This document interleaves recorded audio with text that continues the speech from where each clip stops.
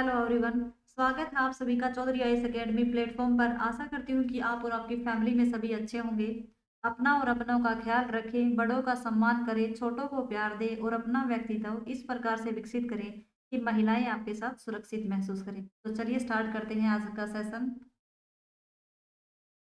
आज का हमारा पहला क्वेश्चन है, प्रति वर्ष जनवरी माह में माघी मेला किस स्थान पर आयोजित किया जाता है? तो माघी जो मेला है उसकी स्टार्टिंग कब हुई थी? 13 जनवरी को, और वो 15 जनवरी तक चलेगा। कहाँ स्थापित किया गया को? मुक्तसर पंजाब में। Answer is C. Guru Gobind Singh के जो 40 मुक्ते शहीद हुए थे उनके सम्मान में जो ये माघी मेला जो लोहड़ी होती है उसके शाम को बनाया जाता है। 1705 में जो मुगल शाही सेना थी और जो 40 मुक्ते थे जो गुरु गोविंद सिंह के, उनके बीच में संघर्ष हुआ था 1705 में। तो 40 जो मुक्ते हैं वो शहीद हो गए थे। शहीद हुए थे वो माघ महीने का जो पहला दिन था, इसीलिए ये माघी मेला मनाया जाता है। और अभी प्रधानमंत्री जो नरेंद्र मोदी है उन्होंने 26 दिसंबर को कौन सा दिवस बनाने की बात कही है? बाल वीर दिवस बनाने की। तो answer is C. Next question है हमारा, 15 जनवरी 2022 को खादी के कपड़े से बना दुनिया का सबसे बड़ा राष्ट्रीय ध्वज कहाँ प्रदर्शित किया गया है?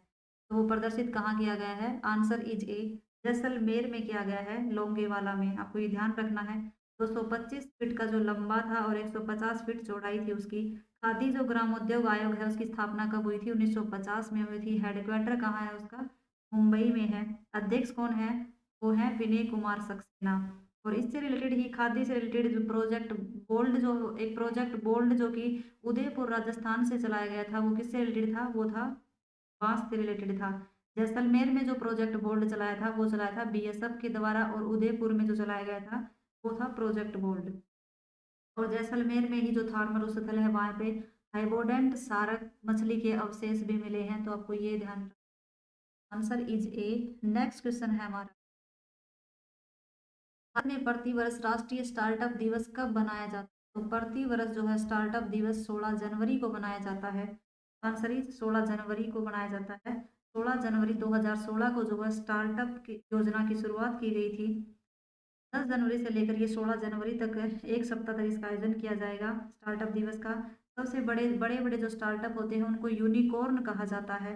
और यूनिकॉर्न में जो भारत का स्थान है वो कौन सा है? तीसरा है। पहला है यूएसए का, दूसरा है चाइना का और तीसरा है इंडिया का। स्टार्टअप को गति देने के लिए कौन सी योजना थी? वो थी समर्थ पोर्टल का आयोजन किया गया था, जो कि इलेक्ट्रॉनिक्स मंत्रालय के द्वारा किया गया था। आपको ये भी ध्यान रखना।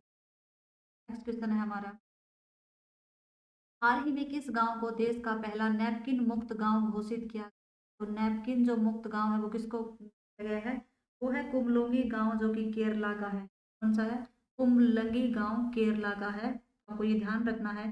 देश का पहला इको टूरिज्म गांव भी कुमलंगी ही है, केरल का। देश का फर्स्ट जो वाटर प्लस सिटी है वो कौन सा है? वो है इंदौर सिटी है। तो ये ध्यान रखना है। नेक्स्ट क्वेश्चन है हमारा,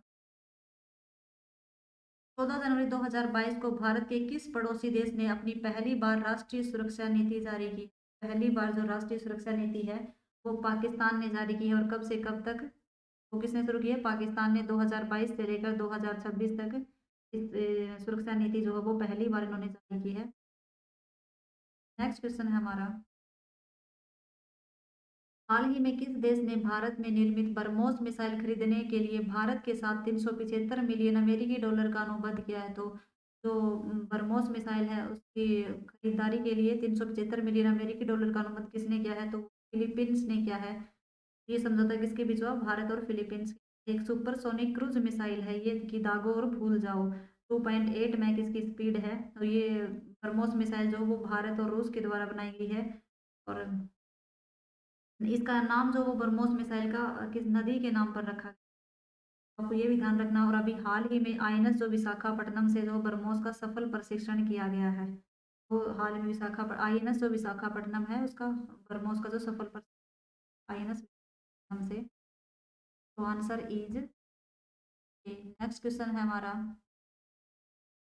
14 जनवरी 2022 को भारतीय नौसेना ने किस देश की नौसेना के साथ अरब सागर में पैसेज अभ्यास पासेक्स किया है?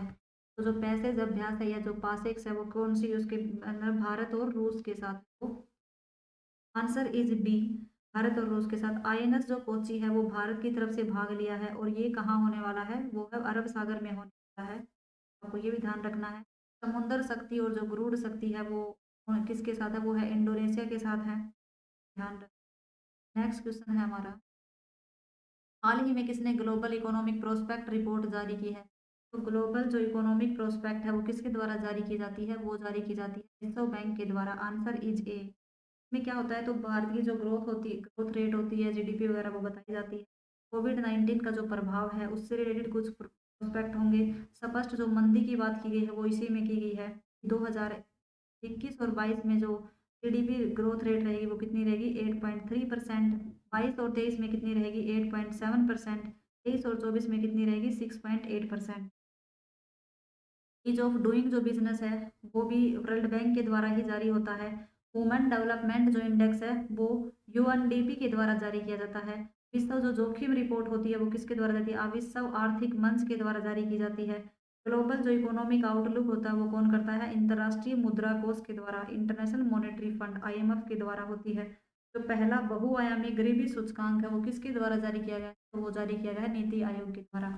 तो ये जो ग्लोबल इकोनॉमिक प्रोस्पेक्ट है वो कौन जारी करता है, world bank. Answer. Next question हमारा, संस्कृति राज्य मंत्री मीनाक्षी लेखी ने 13 जनवरी 2022 को नॉर्थ ईस्ट ऑन व्हील्स अभियान की शुरुआत की गई है।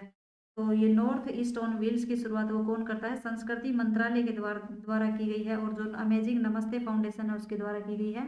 कौन सी दो फाउंड, तो संस्कृति मंत्रालय और अमेजिंग नमस्ते फाउंडेशन के द्वारा इसकी शुरुआत की गई है। दिल्ली से इसकी शुरुआत की गई है और संस्कृति राज्य मंत्री कौन है, वो है मीनाक्षी लेखी।